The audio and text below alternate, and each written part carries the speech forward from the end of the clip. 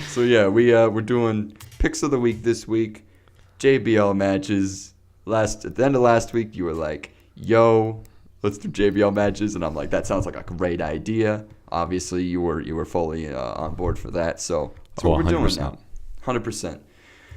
So, who went first last week? Was it you? You're going first this time, no matter what. Okay. I don't even care. All right. So, obviously, there is a well of great JBL matches. A absolute gold mine of the greatest JBL matches. Anywhere from the Brawl for All to Rey Mysterio, his last match, WrestleMania. But you know what? I'm picking the most random one because... I promise mine is a lot more random. I guarantee it. All right. Well, this is... I don't know if anyone's even going to remember this match, but this was... if you remember favorite matches video, I talked about a match that I watched on WWE On Demand. This is another one I watched on Demand. And it was... don't even know why they had it on demand. But it's the first time I ever saw a JBL. It was the first time I knew. Okay, I should probably say what the match is for. It's Royal Rumble 2005, triple threat for the WWE title. It's Big Show, Kurt Angle, and JBL triple threat for the title. Now, this match. Not a lot of people have heard of it. Obviously, on paper, you're like, oh, man, that actually kind of sounds fun. But, yeah, this is the first match I watched and actually, saw that JBL was ever a WWE champion. And I'm like, oh. well, all right. And, yeah, it was also... I had seen Kurt Angle before. By the time he came around, I hadn't even started watching yet. Started watching around 2008, so he was gone. But it was like the first full match I seen of his. So did you enjoy it? I enjoyed. I thought the coolest part about him was his entrance because the "You suck" chant. That was the first time I heard that one too, and I'm like, oh man, it's cool. But yeah, the actual match. We're talking about Kurt Angle. I was just talking about my first experience with the match suck. and why I picked it. Yeah, you suck. I really Joe like and his theme. Shab. I like his theme and so Shab. much. It seems very good. Joe and Because it's Shab. so America, but it's also a wrestler's theme. Right. It works really well. I thought you were talking about JBL. Did you know JBL was originally supposed to be a face? Oh yeah. Same character, but a face. A guy in a limousine who's a rich guy, but as a face. Yeah, my brother and I, my brother never really got into super into wrestling, but we always watched Raw together, 2009 when Legacy was on top, Randy Orton and Cody Rhodes, Ted DiBiase, and he'd charge in there and be like, Rhodes and DiBiase and Rhodes, and we thought it was the funniest thing. And then JBL would come out, and he has that one part of his entrance theme where a cow moves. You ever heard this? I think I have, yeah. You remember? Yeah, it's dun dun dun dun. Oh, yeah, that's totally his theme.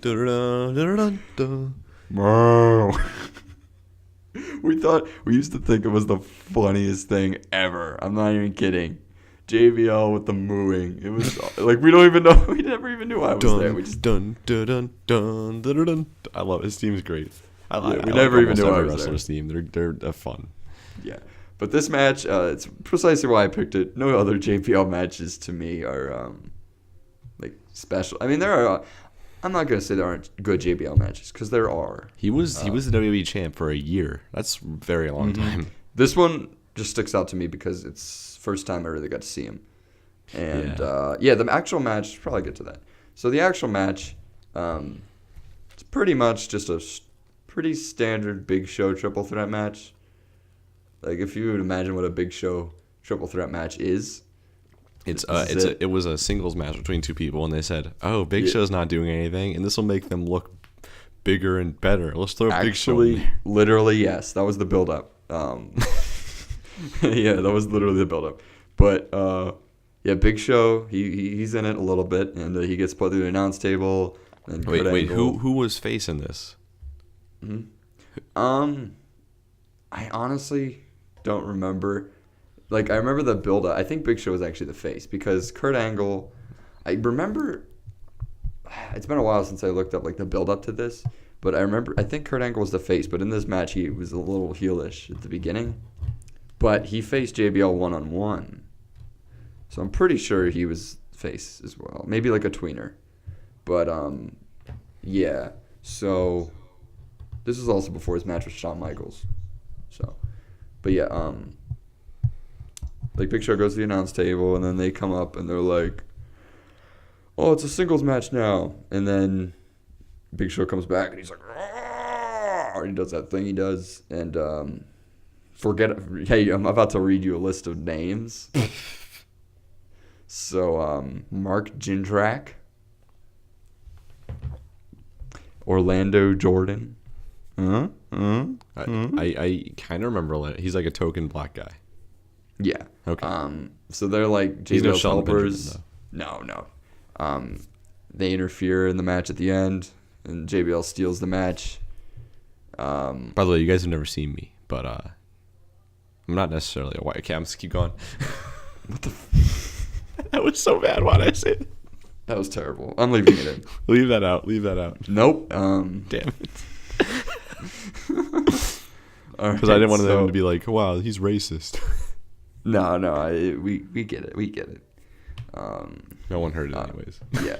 All right. So, yeah, they interfere in the match. JBL steals it.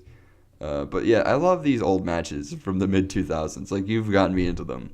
I watch them all the time. They're addicting. It's so weird, like, looking through a different time, sort of. Like, Big Show, they're fighting outside the ring towards the beginning of the match, and he does the KO punch to JBL, and I'm like, oh my god, they just did that, and no one cared. And I'm like, what? And JBL got right back up, and I'm like, oh my god, it was like the chemistry of the match and like the story of the match didn't matter. It's just like, let's throw him all. No. He didn't have the KO punch until he returned in 2008 against The Undertaker.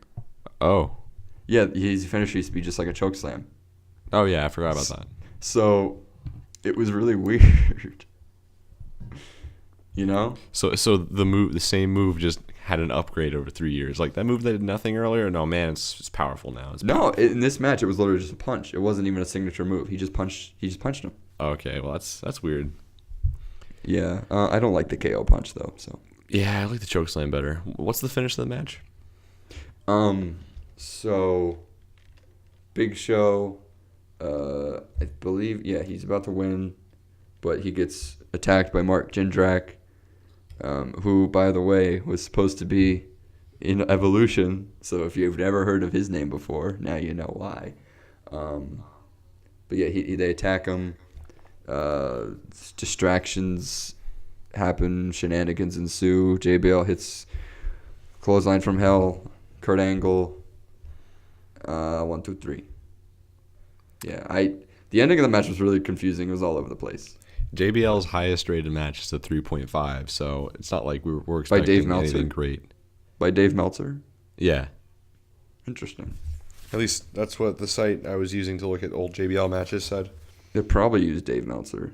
I mean, that's like he's like the one critic like everybody thinks about when they think about wrestling. Like, to be fair, he gave Randy Orton versus Mick Foley 4.5 out of 5, and I like that. Really? That's a 9 out of 10. Yeah, it was a good match. Yeah, it was a very good match. I did enjoy that after I had to watch that.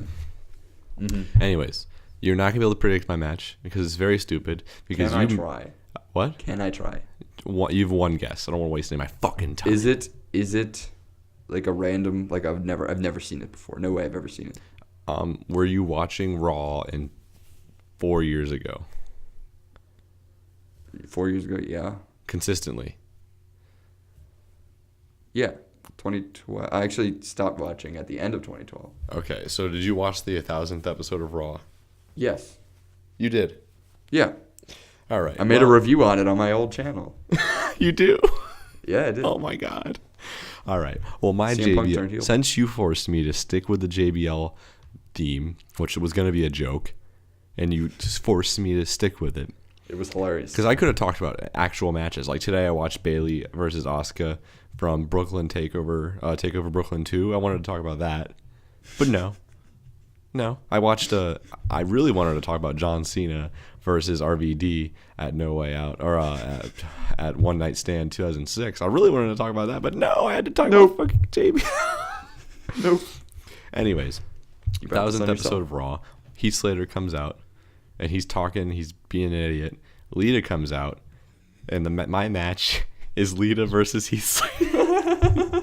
I know why you picked this. Lita versus Heath Slater on the 1000th episode of Raw.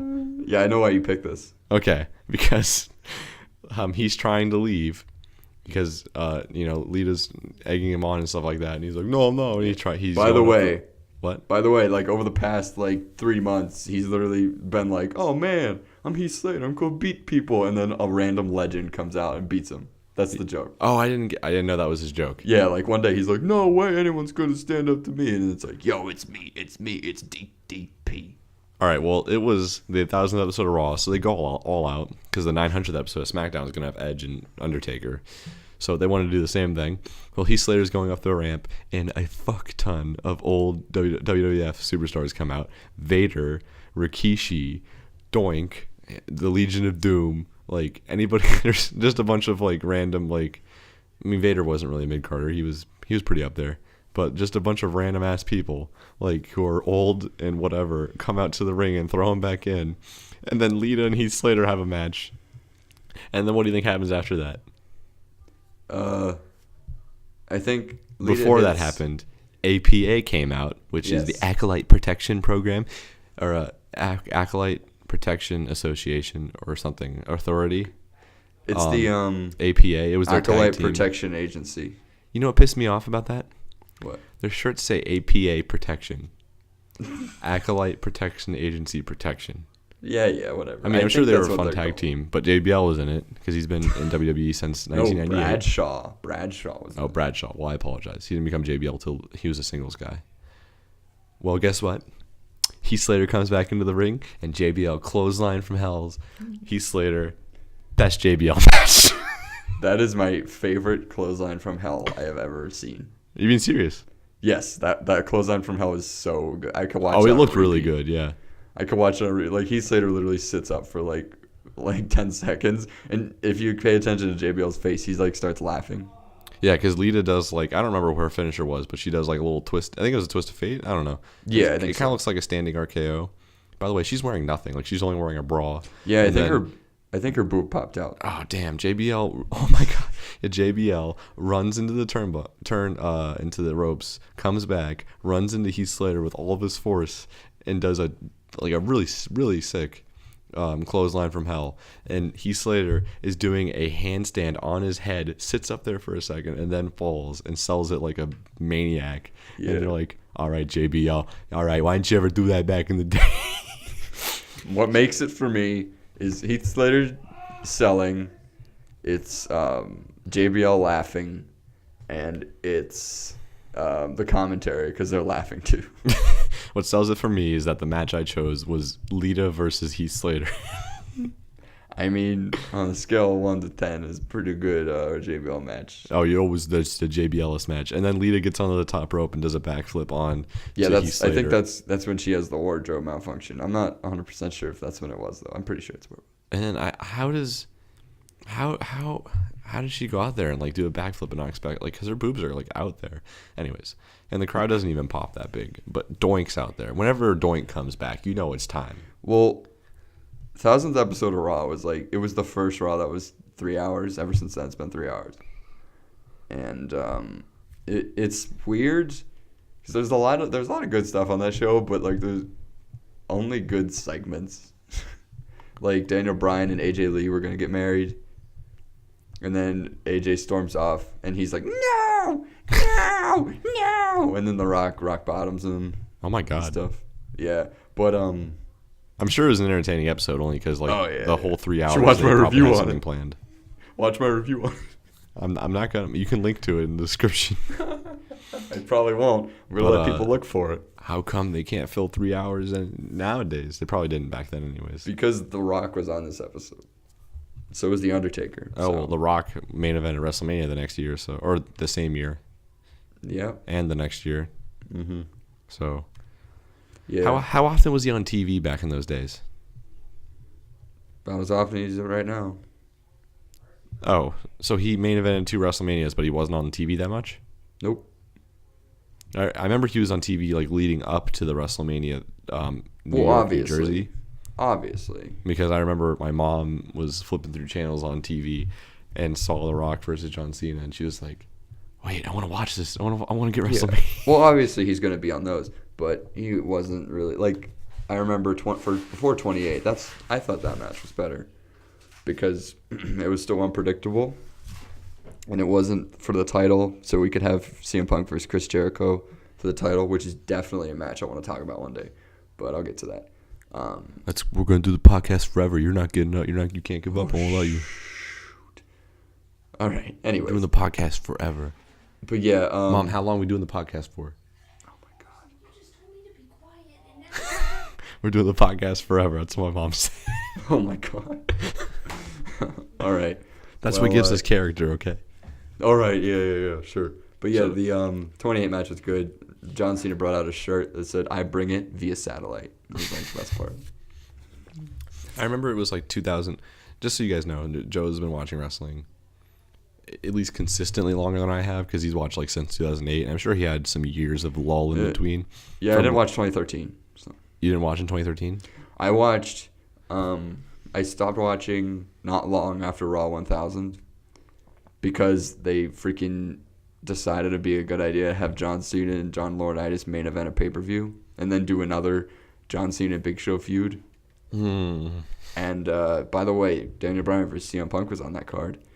And I thought The Miz was really good back in the day, and he got straight up squashed by Brodus Clay. And I'm like, my God. And literally nobody was getting recognition, and I'm like, this is a mess. So I stopped watching, and then I started watching in 2014. I started watching again in 2014. We all started watching in 2014. Yeah, that's when we went to the SmackDown live show together because we played the game. Yeah, we were playing all the wrestling games, and then we saw SmackDown was coming into town, and I've been watching pretty consistently since then. Maybe not as much TV, but pay-per-views wise, I was watching. But then Hell in a Cell 2014, there was the finish where Bray Wyatt ruined everything, and I got pissed, and I stopped watching for a little bit. SummerSlam 2015, I stopped watching for a good 3 months, but I still read online what was happening. You know, I read the pay-per-view results, stuff like that. What match on 2015 SummerSlam caused you to... Seth Rollins, John Cena, great match, ended with Jon Stewart.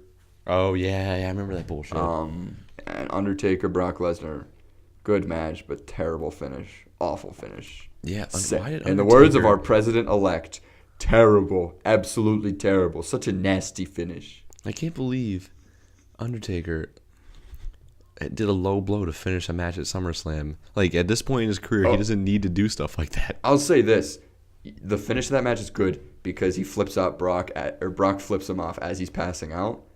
But the ending of the match was so confusing. And both of those matches had so much on the line, and they just decided to go with the easy way to protect both of them. It was so bad. All right. Well, we've made so many tangents here today. I enjoy talking about random shit. It keeps I do me too. going. I do too. Because but, you definitely didn't see me talking about Lita versus Heath Slater. Hey, I agree though. It was a good one. I like picks of the week. It gets all right, me. So you're you're deciding the theme of the picks of the week next week. All right. How about from now? We'll do a theme next week, but then it'll be theme whatever the hell we want. Theme whatever the hell we want. Yeah. Next week we can do a theme just because I want you to choose a theme. But I want like a free reign for it because I watch random matches all the time. And I just want somewhere to talk about it. Mm-hmm. But if we theme it, people can be like, suggest their own themes if they watch. Or because we would totally listen to that. All right. Well, I know what my theme for next week is. So you want me to tell you? Tell me. All right. But by the way, I can always manipulate themes because JBL wasn't really even. Don't worry. No, we'll be trying harder. I'll be trying harder. And if it's funny, then I'll do it, obviously. But like, yeah. Okay. So, best Survivor Series elimination matches. Okay, so just best Survivor Series matches. With the 5-on-5s. Okay. Yeah. So no 10-on-10, which is really crowded. I don't know why they're doing 10-on-10. Don't think they've ever done that. This is the first time. Is this the first women's Survivor Series? No. Okay. But yeah, I'm kidding. we're gonna will have to watch. I'll admit, I will have to watch more Survivor Series. But there's one that already comes to my head Well- because there's only one that I've ever watched live.